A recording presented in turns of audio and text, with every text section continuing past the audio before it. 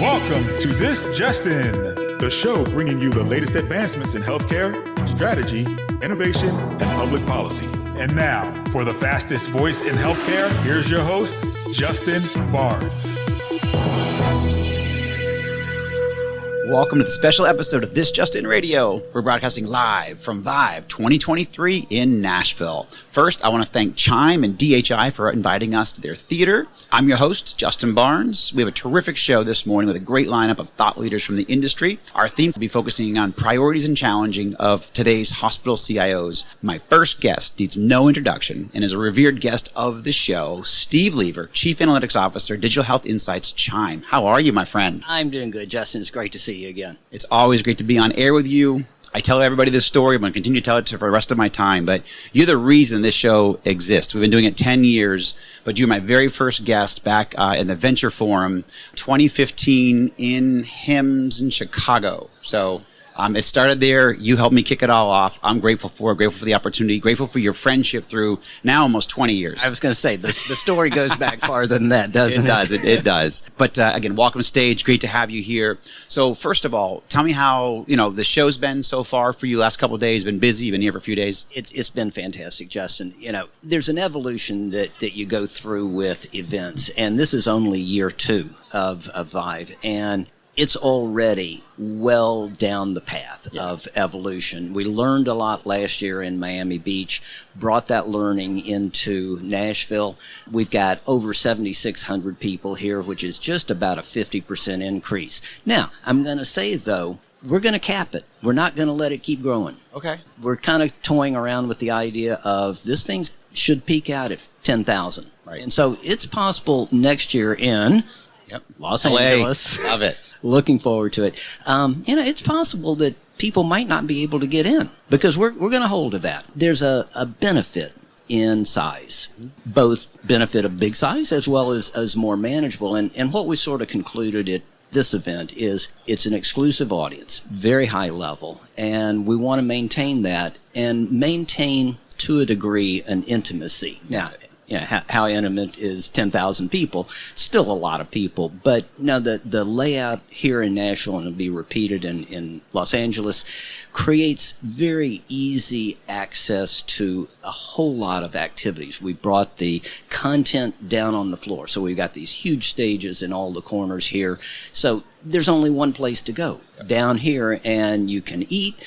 I'm looking across the floor here, the puppy park over there. Exactly. You've got really fantastic content in the theaters, and then we've got 600 plus companies ranging from people that are truly wet behind the ears. I mean, they're just brand new to well-established, long-standing technology companies, and so it really has been a fantastic couple of days already, and just hearing the conversation and buzz, I think people are really responding very positively to the model that we've created. They are, and there's a great level of energy here. You guys are doing a phenomenal job. Second year, over 7,600 attendees, phenomenal. LA next year, February 25th, I believe it starts. So everybody starts to mark your calendar. Certainly if you're going to cap it, and I agree with the intimacy. You can meet anybody that you want here. You can walk around. I've almost met every single person that I wanted to, and I'll meet some more. I'll be here through tomorrow afternoon. So you've achieved that goal. Let's take a quick step back, though. People who may not know, how did ViVE come to life? I mean, this is between health and CHIME. You guys came together. Why? Yeah, well, Health the Health Conference, it's in the fall, had been operating for probably about 3 years when we first started the conversation. And there's a little bit of history as well between me and some of the staff over there. They used to work for me when I worked at HIMSS. Yes. And so, you start to sit down and have conversations with folks and have worked with before. And it's like, well, what if? And what we saw at CHIME was a spirit in the health DNA in how they do conferences, and really liked the energy that they brought to their events. And they were focused more on the business investor side with health. And at the time, unfortunately, the relationship between HIMSS and CHIME was falling apart. And so CHIME was saying, okay, where should we play? We have a responsibility to drive education and professional development with our executive audience. And so it just sort of evolved into a natural partnership that leverages very different capabilities at Health and at CHIME. And the combination of the two together is just really dynamic, as evident by what we see here. See, for sure. So I guess bringing together this type of focus, these audiences, you guys, CHIME is traditionally focused on the CIO and that C-suite, and you're expanding that a little bit, obviously keeping great thought leader level with good strategy. So tell me how CHIME is helping CIOs today, specifically. Yeah. Well, and I like to talk on both points about the traditional core audience of CHIME, the CIO, as well as the broader audience that we're doing under the DHX brand. One of the things that Russ Branzell, the CEO, and I know you've got him, I think, tomorrow morning, said, a strategic view he had was we need to go beyond our traditional audience. And so CHIME is very dedicated to that core audience. The boot camps and programs that CHIME produces are very targeted at the professional development of the current generation of CIOs and future generations. But beyond that, there is knowledge and learning that needs to extend to what is an ever-increasing number of executives that are involved in this area. Digital officers, strategy officers, innovation officers, on and on.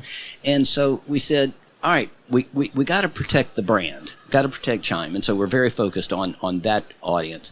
But let's go out and start to look more broadly at the executive levels that are in different places, that are users of technology, buyers of technology, and that sort. And that's what DHX evolved into. And so, now we've got an audience of about 300,000, which is a significant X over the 3,000 members of CHIME. But it just, I think, highlights the importance of being able to expand your reach in order to communicate a message, to be able to extend the learning opportunities. And, as someone famously said, I didn't realize healthcare could be so difficult. It is. And it so, is, absolutely.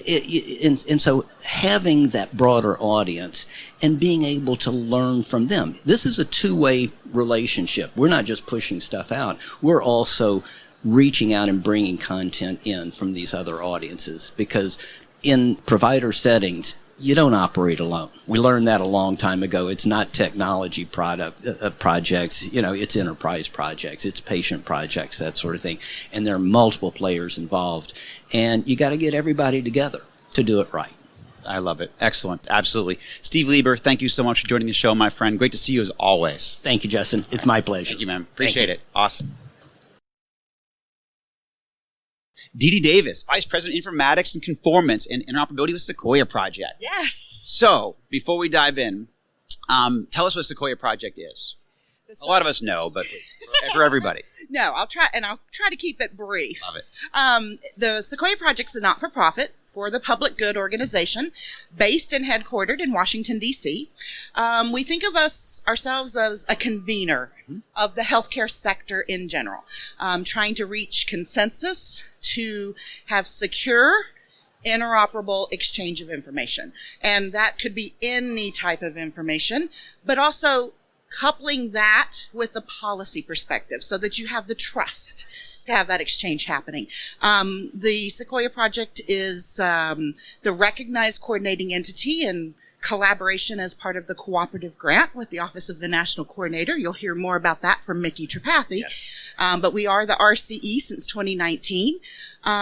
So we have been working a lot with the candidate QHINs, but we really try to do facilitation of that interoperability. So we have a lot of different initiatives. The most active is our Interoperability Matters initiative, and it covers things like data usability, things like public health, consumer engagement, those things that are important as well.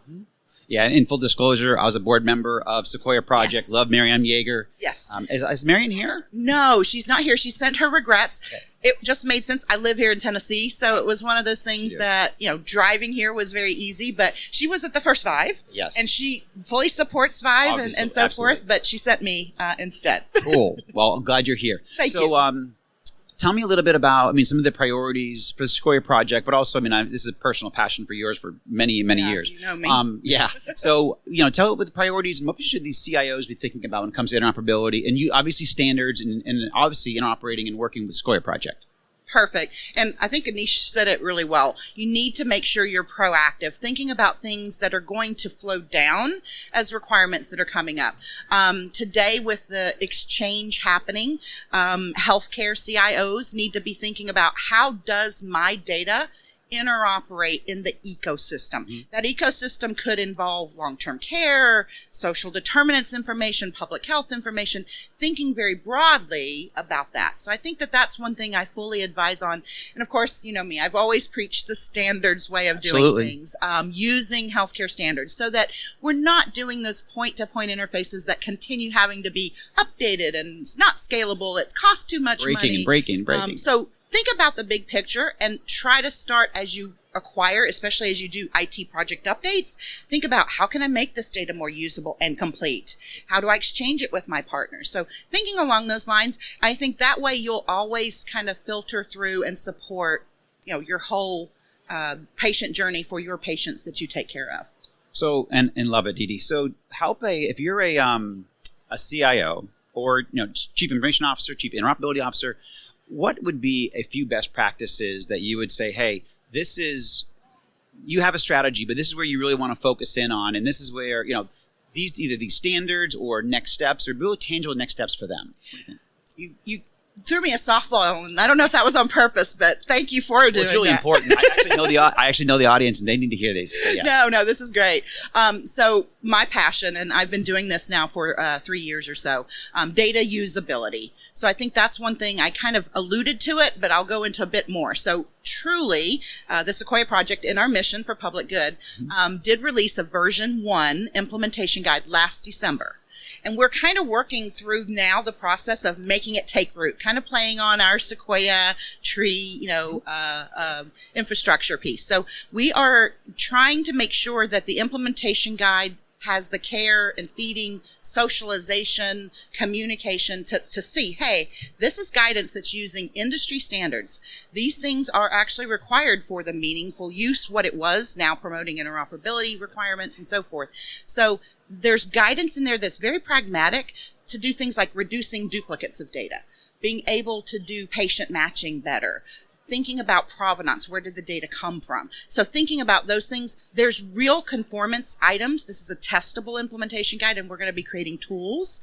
So hoping to maybe have them start adopting that. We're doing the taking root movement, where we're kind of trying to say, let's have some, pathfinders find their path along the way. The trailblazers, they have to kind of cut the trail. They're the ones that maybe are going to be implementing more. And then the real groundbreakers, the one that actually get the momentum going. So I think, data usability, looking at that implementation guidance, since it is new, I would love for folks to join us in this, because it's going to be all of us. It takes everyone working together to get us to that next mark. Absolutely. So if someone wants to engage that and they can join Sequoia Project, is there a work group you would point them towards, or what's next? Great. Don't have to be a member of Sequoia Project. It is an open, inclusive. In fact, we've got 270 plus organizations that are members and 380 plus actual individual participants. So go to sequoiaproject.org. Under initiatives tab, there's the data usability. Sign up, download the calendar invite. We meet once a month, the first Thursday of the month. Calls are for 1 hour, open for everyone. And if you sign up for the listserv, we'll push you, when we're having summit, for instance, we're going to have a data usability summit later this year, things like that are coming up. But we'd love to have, in fact, we've just released the last version 1 guide. We're already working on version 2. Because it took us 2 years to reach consensus to get to that first step. Exactly. And we want to make something that's going to keep us moving and implementable within an 18-month timeline. So I love it. So obviously engagement, this is something that was very near and dear to my heart and even my education along the way, over the past 20 years. All these free resources, learning from your peers, engaging. This is very complex and very difficult. Absolutely. And so when you engage Sequoia Project or the interoperability initiatives, you get to learn along the way. You get to reprioritize what you're doing so you can kind of plug in to where healthcare is going. Yes. I think it's really important that people, take this as the first step, learn. Don't be intimidated by how complex this is, because all your peers, we're all in the same boat. Exactly. And we all need to row together to make this happen. The work we're doing for version 2, we're asking for those pain points between now and June. So Brain, is there something that's really difficult in your organization that we should consider and figure out a way to solve that? Exactly. Let's work together to do that. Exactly. And again, your peers around you, part of these work groups, they are free consultants for you in a lot of ways. You're going to have questions. They'll actually help you get in there and row the boat with you in your organization. Absolutely. Yeah. And I think the more we share, the more perspectives everyone has. And I think it actually opens up their eyes. We've been working on Lab. Lab is a very tangly mess, as we call it right now. So we're really trying to break down those barriers and some of that, because bringing the lab folks and the providers together, trying to make sure we're looking at it from the same viewfinder is. So Lab is my new space. So it is. It is. I didn't know that. I did. Yeah. Well, I haven't told anybody yet. Fresh news. I know. So let's talk about that for a second. I got an extra couple minutes here. So tell me about what do you guys do when you say lab interoperability? What do you mean by that? What kind of standard specs? And then I want to know where I got to go. Yeah. So I'm going to point to what Shield is doing. Shield is really helping promote this, and they're having discussions. There's meetings weekly and so forth. So what we did in the version 1 of our implementation guide was concentrated on like the top 200-ish labs that every kind of provider wants. Okay. Let's normalize those and let's get those codified so you can have semantic interoperability. You got it. We now need to start thinking this to the next step. So we're working with like Texas and California and others who are a little further along with this, but following Shield and the work that they're doing, as well as what HL7 is doing. So there is some lab interoperability improvements that are happening. There's going to be some FHIR components that take in, but I'm happy to talk to you and meet later on today if you need. So cool. Thank you so much. DiDi Davis, so great to have you on stage. Thank you for joining us. Hope you have a great rest of your conference. Thank you. Give me another hug. It's been too long. Absolutely. Thank you, I'll sweetie. take that. It's good to see you. Thank you. Safe travels. Thank you very much. DiDi Davis, Sequoia Project. Kathryn Bingman, VP of Interoperability, eHealth Exchange. So welcome to the show. Thank you very much. It's great to be here. First of all, how's the conference been for you so far? Oh, it's been great. It's really interesting to see all the different companies out there and to see the new technologies that are coming out. I've been very impressed with the presentations, so it's been very fun. What's your goal for the conference?